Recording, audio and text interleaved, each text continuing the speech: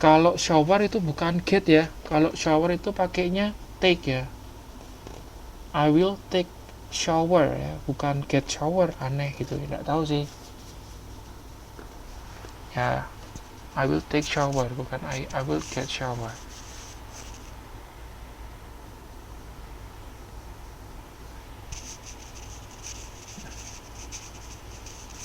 I will take shower. Terus get yang ketiga itu kalau bisa ditambahi get to a place. Artinya tiba ya. Contohnya, my secretary usually get to work ya. Jadi get to work itu artinya mulai ya, atau sampai ya, sampai di tempat kerja. Get to itu artinya arrive, tiba atau sampai.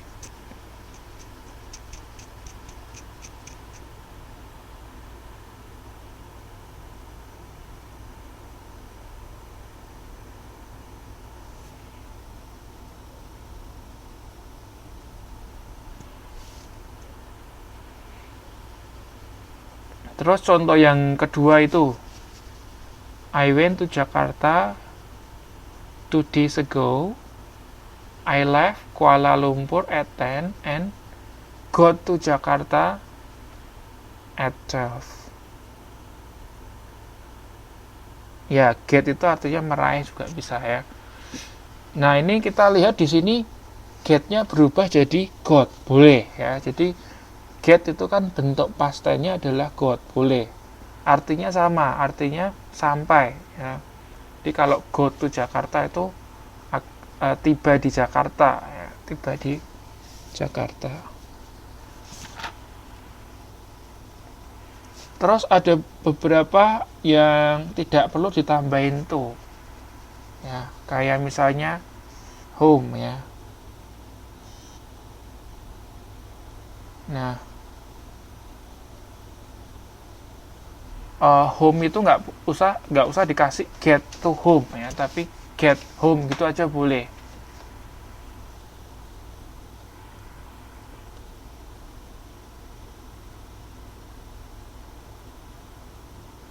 Nah, boleh ditambah s. Kenapa? Karena itu subjeknya kan adalah your husband ya. Your husband itu kan berarti he ya, orang ketiga tunggal. Nah, makanya harus dikasih S. Kalau nggak dikasih S malah salah. Nah, ini gini. Itu soal yang kalimat pertama itu malah salah itu. Itu harusnya dikasih S. Wah, ini pertanyaan Mbak Nani nih ya. Bagus. Jadi, yang soal kalimat pertama itu keliru. Harusnya get-nya dikasih S. Ya. Tergantung tensesnya apa. Kalau past tense ya harus pakai got, ya kan. Kalau present tense pakainya get atau gets. Ya, gets kalau subjeknya he she it. Ya, itu kan karena yang kalimat ketiga itu subjeknya your husband. Jadi ini pakainya gets.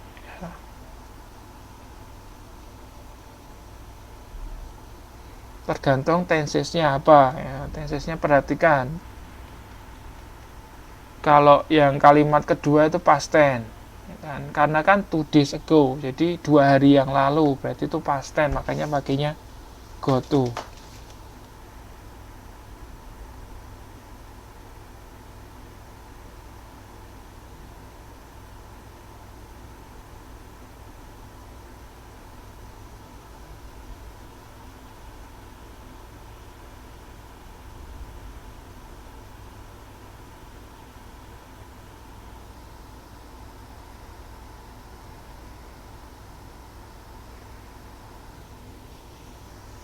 Terus berikutnya get itu juga bisa diikuti dengan preposisi. Ya, ada beberapa preposisi yang bisa mengikuti get. get in. Get in itu artinya masuk ya, masuk ke dalam mobil ya. Kemudian misalnya get in a car itu artinya masuk mobil. Bisa juga get out ya, kita tambahkan. Nah, untuk get out itu perlu ada tambahan of di sana ya. Get out of a car. Kalau in nggak usah ya, nggak usah get in of, nggak perlu, tapi langsung a car-nya langsung. Nah, kalau get out of a car itu artinya keluar ya, keluar dari mobil. Get on atau get off itu sama artinya dengan get in dan get out, jadi sama artinya masuk dan keluar. Cuman untuk get on dan get off itu khusus untuk bus, truk, kereta, sama pesawat. Nah, jadi kalau kita mau pakai masuk pesawat, jadi kita pakainya get on ya, bukan get in. Demikian juga kalau kita keluar dari bis misalnya ya, bukan get out of a bus gitu, tapi get off a bus.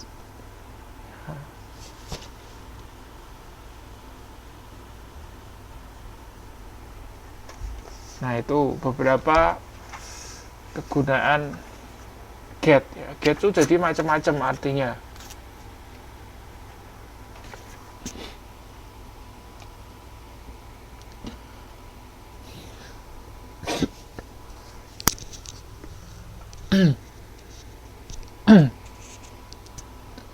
Terus gerund ya. Sebetulnya gerund sempat disinggung juga ya, pernah kita bahas sedikit sih ya.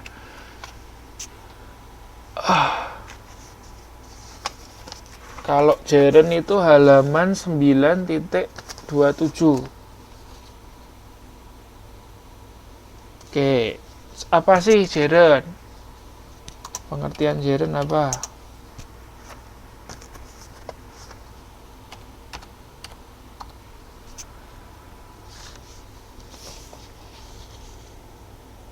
Kalau keluar rumah, go out ya.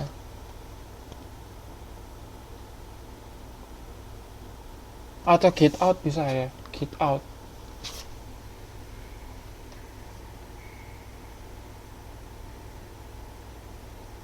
Ya, get in juga boleh ya.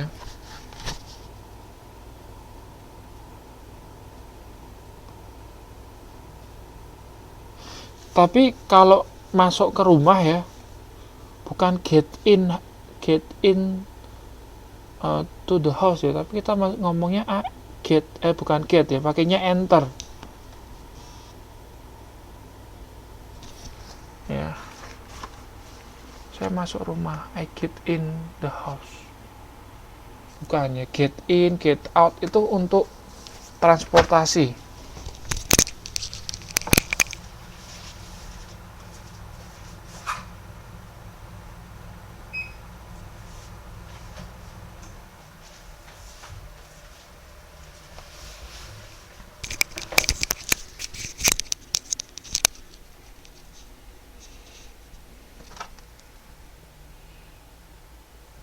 Ya, oke, gerund. Gerund itu betul. Gerund itu adalah kata kerja itu di 9.27. Gerund adalah kata kerja yang menjadi kata kerja dengan membuatnya menjadi bentuk ing ya, atau verb ing atau ing form. Nah, misalnya cook itu kan masak ya, kita tambahin cooking itu artinya masakan. Oke ya, atau boleh masakan atau boleh proses memasak ya, atau kegiatan memasak. Jadi memasak dengan kegiatan memasak kan lain ya. Kalau memasak artinya itu verb, kata kerja. Tapi kalau kegiatan memasak itu bukan verb, tapi ya kegiatan. Kegiatan itu kan kata benda.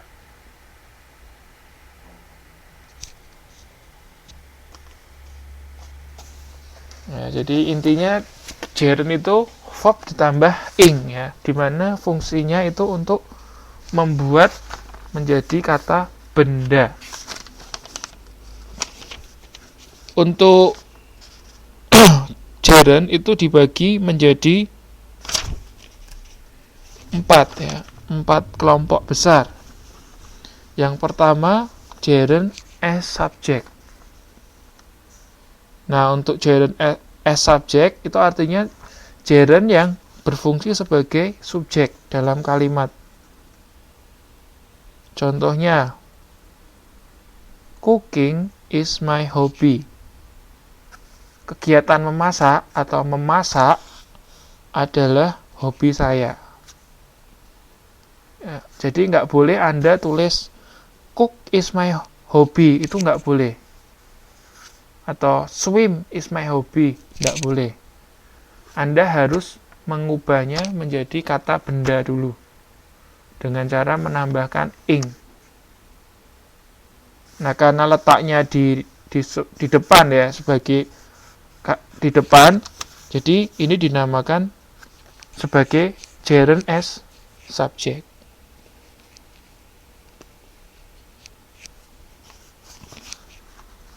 Lalu gerund juga bisa sebagai objek. Ya, oke, contohnya betul. Reading books is my hobby.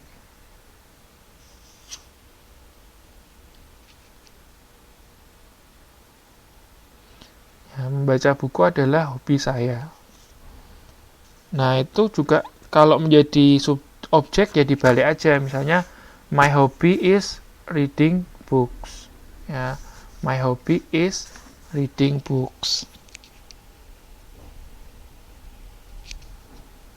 Nah, untuk itu sebagai objek. Terus jenis yang ketiga adalah gerund after preposition. Nah, jadi letak gerundnya itu setelah preposisi. Ya, setelah kata kerja.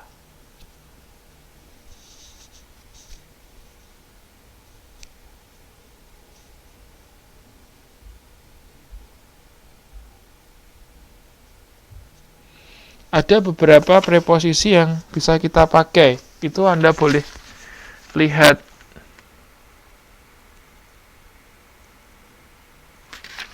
Ya, play football is her pleasure, betul. Oke. Itu kata depan atau preposisi yang bisa dipakai itu, yaitu yang ada di situ: in, at, with, of, for, about, instead of, in spite of, before, ya, after. Itu semua bisa dipakai setelah verb ing.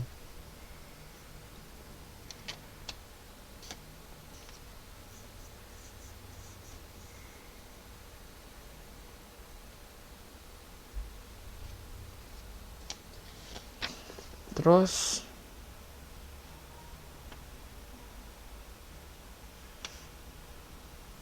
catatannya di sini, jadi setelah preposisi itu harus diikutin gerund ya.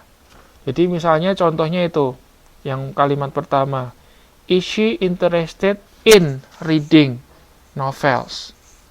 Ya, pakainya gerund. Jadi kalau Anda tulis nggak pakai gerund itu malah salah. Misalnya gini, is she interested in read novel? Itu salah malahan. Ya, harus dikasih verb ing. Terus misalnya, I'm good at cooking Chinese food. Itu betul. Kalau Anda ilangin ing-nya malah salah. Ya, I'm good at cook itu salah. Jadi setelah preposisi ini diikuti dengan gerund, dengan verb ing. Terus yang keempat adalah gerund setelah beberapa kata-kata tertentu ya, some certain words. Jadi kalau ada kata-kata ini itu diikuti dengan gerund. Misalnya stop, ya, finish, kemudian fancy, delay, postpone. Contoh kalimatnya misalnya gini. Suddenly everybody stop laughing. Ya, stop laughing, berhenti tertawa. Nah, setelah stop dikasih gerund, ya. Stop laughing, nggak boleh Anda bilang stop laugh, itu nggak boleh. Tapi diikutin gerund. Nah, avoid juga ya, avoid itu pakai gerund.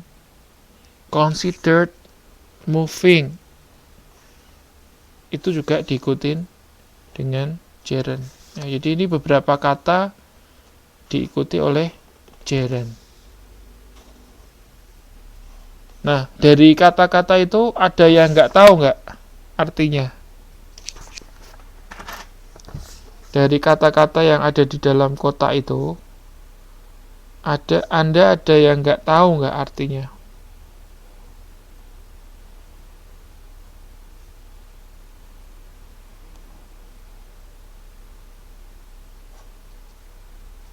Stop, finish, fancy, delay, dan seterusnya itu ada yang nggak tahu nggak?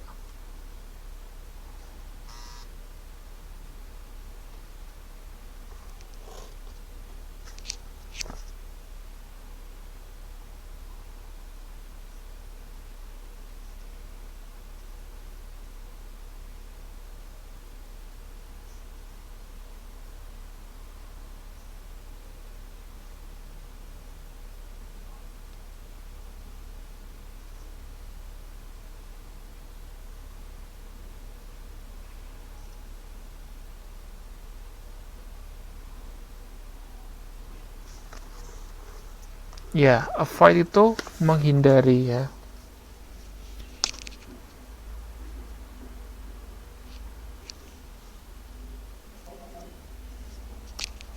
Oke, ada lagi yang nggak tahu.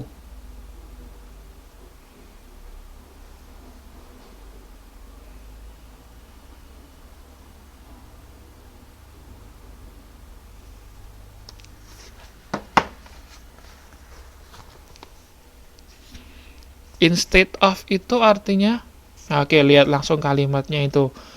My mom bought a new ring instead of celebrating her promotion. Artinya, ibuku membeli sebuah cincin baru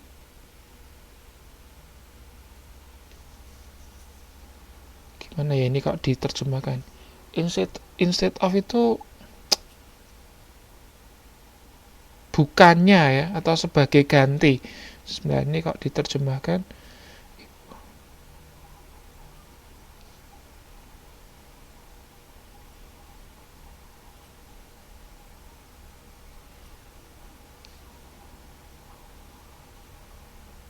ini kalau diterjemahkan itu ya secara bebas gini, ibuku tidak merayakan tapi malah gitu, gimana ya, ibuku tidak merayakan kenaikan promosi ya, kenaikan jabatannya, tetapi malah beli cincin baru gitu, daripada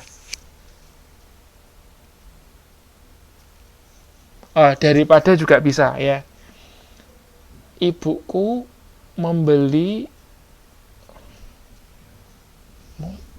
gimana ya, saya jelasin kok susah ya.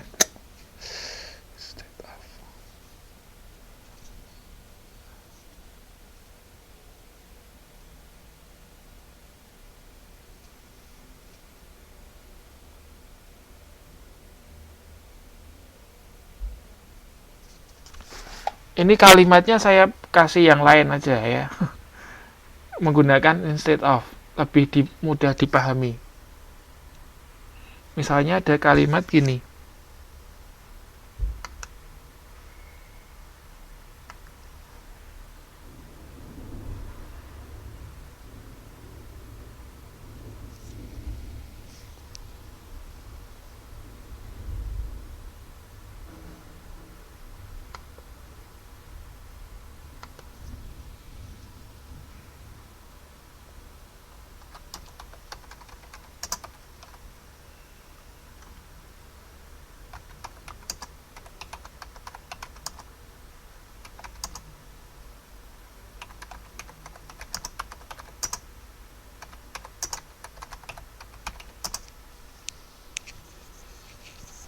Nah, itu bisa diartikan gitu ya. Ibuku lebih memilih membeli cincin baru daripada merayakan promosi. Nah, ini saya kasih contoh kalimat lain menggunakan instead of yang semoga bisa lebih gampang untuk dipahami. Misalnya gini, I study hard instead of playing with my friends. I studying hard instead of playing with my friend. Nah, ini artinya saya belajar keras, saya lebih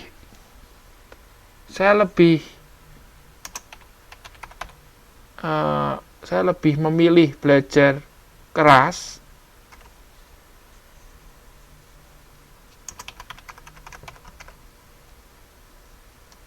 ya daripada with my bermain dengan teman. Nah, itu kalau di Indonesia kan apa sih artinya ya? Susah ya. Ya, itu dulu kalau dulu guru saya itu instead of itu diartikan sebagai ganti. Ya, tapi kalau kita terapkan dalam kalimat susah ya.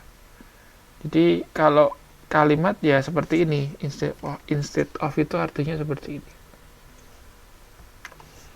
Ya, jadi I study hard instead of playing with my friends. Artinya saya lebih memilih belajar keras daripada bermain dengan teman.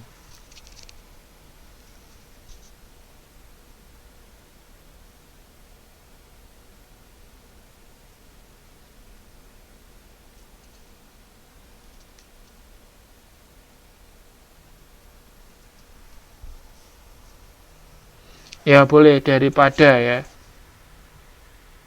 Ya oke, itu lebih gampang ya. Ya instead of itu daripada. Ya.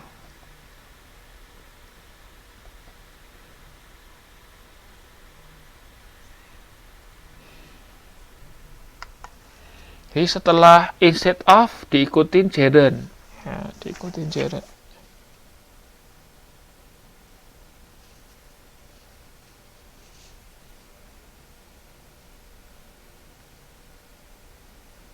I gak pakai to be.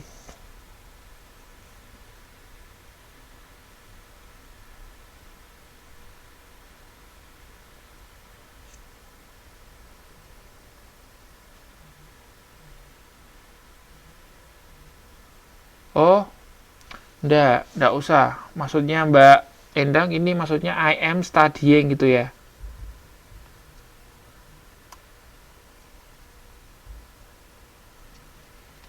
Gini kan maksudnya kan. Kalau ini nanti jadinya saya nggak bisa, kalimatnya aneh nanti. Nggak bisa, harus pakai present ya. Nggak bisa dikontinueskan. Ya kalau dikasih to be dan verb ing ya, studying kan nanti jadinya present continuous dan nggak bisa kalimat itu kalau dirubah menjadi present continuous. Saya sedang belajar keras daripada bermain dengan teman. Bisa nggak ya? Saya sedang. Cuman aneh aja ya, di logika susah.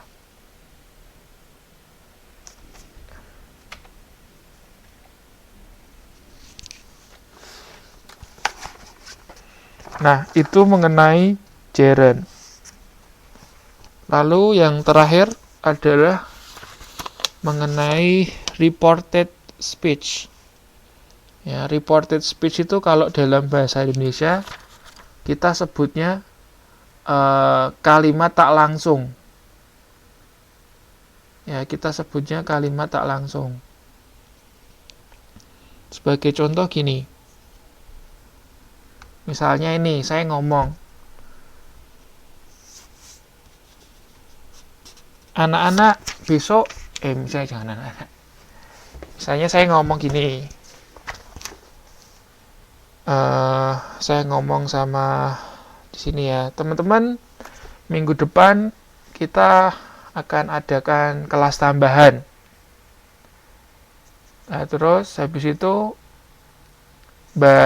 misalnya Mbak Endang ngasih tahu ke Mbak Mini misalnya. Nah, Mbak Endang nanti akan ngomong gini.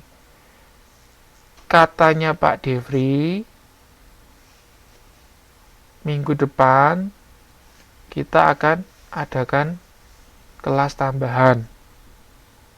Nah, yang katanya Pak Devri itu reported speech. Nah.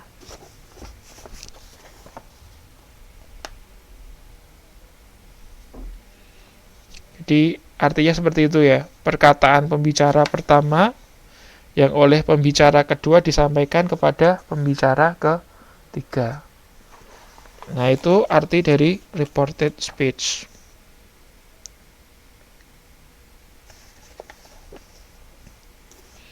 Nah, itu sebagai contoh, misalnya gini. Sebastian is talking to Alan. Jadi, Sebastian ngomong ke Alan. Sebastian bilang, I'm happy. Nah, terus si Alan itu ngomong sama Patrick. Ngomong kalau si Sebastian itu ngomong happy. Nah, Alan akan ngomongnya gini. Sebastian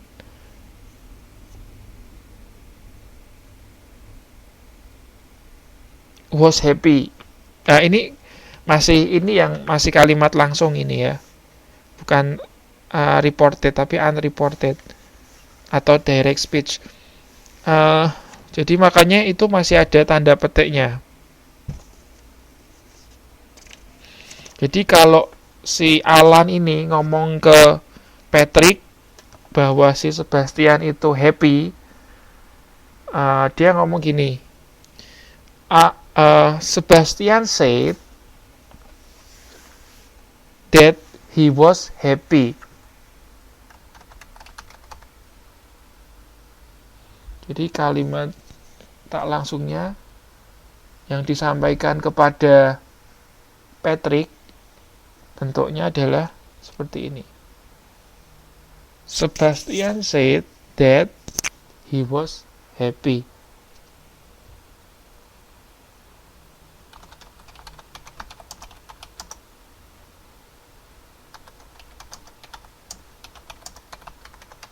Nah, kalau kita perhatikan di sini, ya, jadi untuk reported speech itu selalu pakai past tense.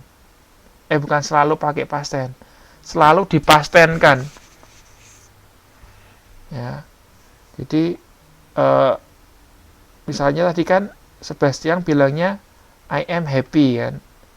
Nah, I am happy itu dipastenkan jadi was. Nah, M-nya diganti ke was.